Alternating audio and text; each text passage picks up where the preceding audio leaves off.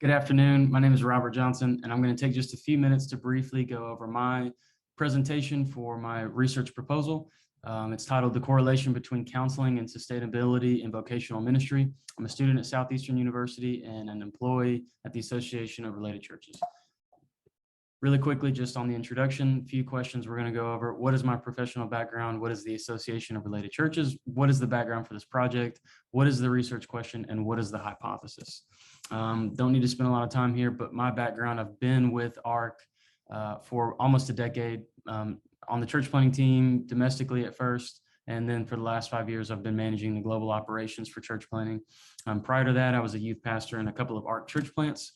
The Association of Related Churches is a church planting organization that exists to see a thriving church in every community, reaching people with the message of Jesus.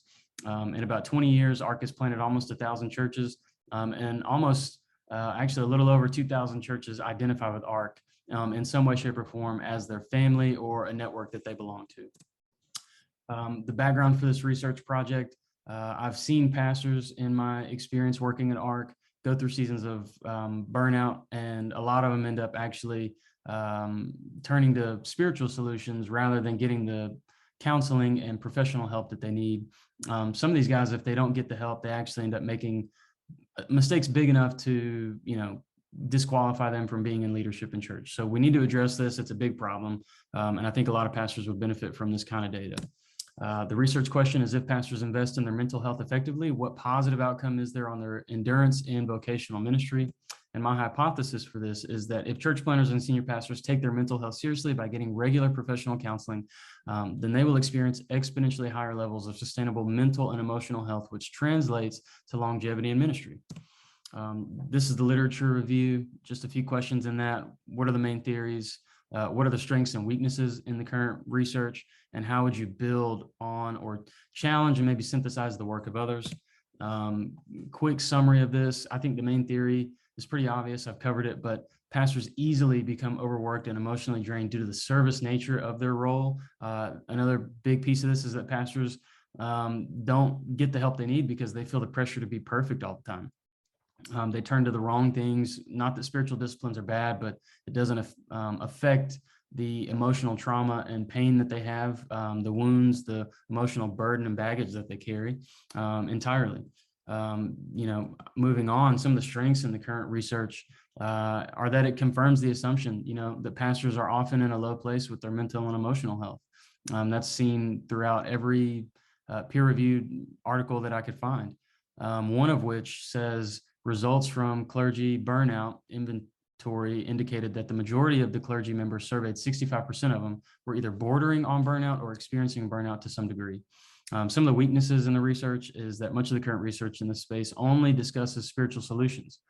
There's an obvious lack of guidance and encouragement for pastors to seek professional help. Moving on, how would I build on the work of others?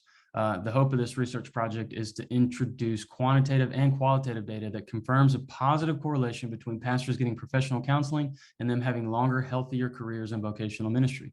I'd love to see these guys get to retirement without any moral failures, and for them to have enjoyed their time being senior pastors.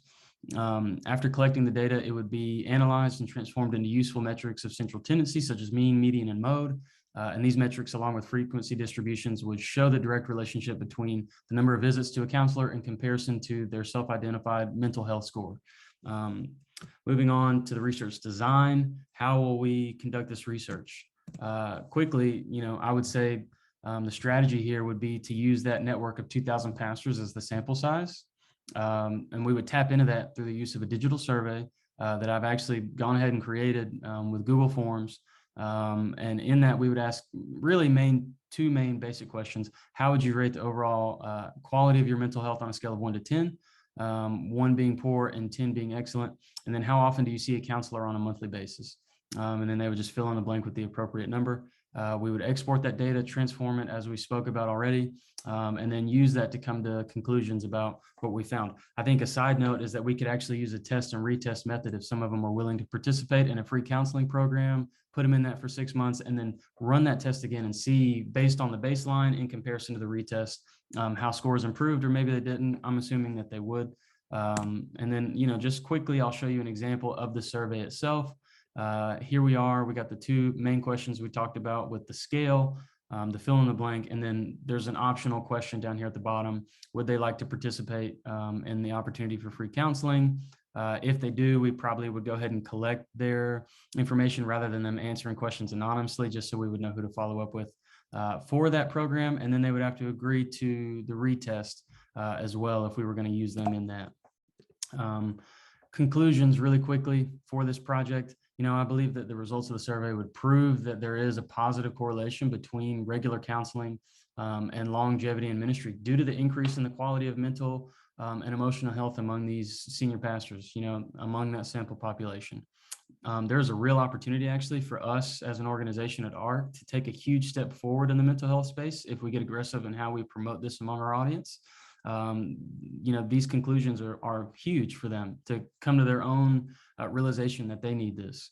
The data found through surveying the ARC audience would be a good representation of the entire population in America, because our pastors actually come from many different denominational and non-denominational streams that are located all over the United States. And a sample size of 2,000 made up of that many different demographics would be sufficient to come to pretty concrete solutions on whether to accept or reject the hypothesis. There's not much data or research currently available concerning this topic, which is why this study would be a huge benefit to ARC.